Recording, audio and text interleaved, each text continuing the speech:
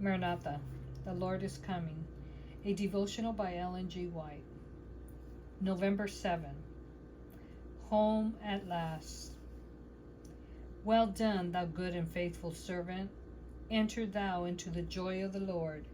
Matthew 25:21.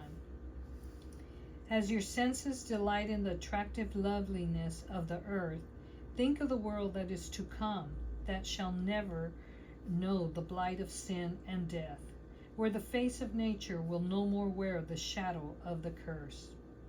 Let your imagination picture the home of the saved, and remember that it will be more glorious than your brightest imagination can portray.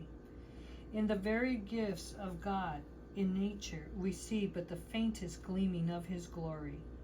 It is written, "Eye has not seen, nor ear heard, neither have entered into the heart of man the things which God has prepared for them that love him." 1 Corinthians 2:9. By and by the gates of heaven will be thrown open to admit God's children, and from the lips of the King of glory the benediction will fall on their ears like richest music. "Come, ye blessed of my Father, inherit the kingdom prepared for you from the foundation of the world." Matthew 25:34. Then the redeemed will be welcomed to the home that Jesus is preparing for them. Then I saw Jesus lead the redeemed company to the gate of the city. He laid hold of the gate and swung it back on its glittering hinges, and bade the nations that had kept the truth enter in. Within the city there was everything to feast the eye. Rich glory they beheld everywhere. Then Jesus looked upon his redeemed saints.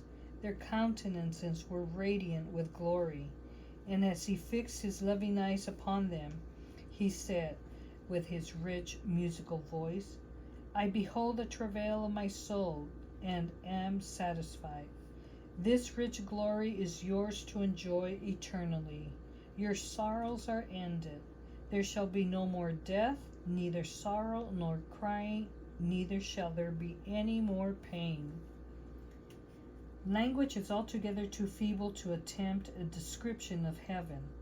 As the scene rises before me, I am lost in amazement, carried away with the surpassing splendor and excellent glory. I lay down the pen and exclaim, "Oh, what love! What wondrous love!"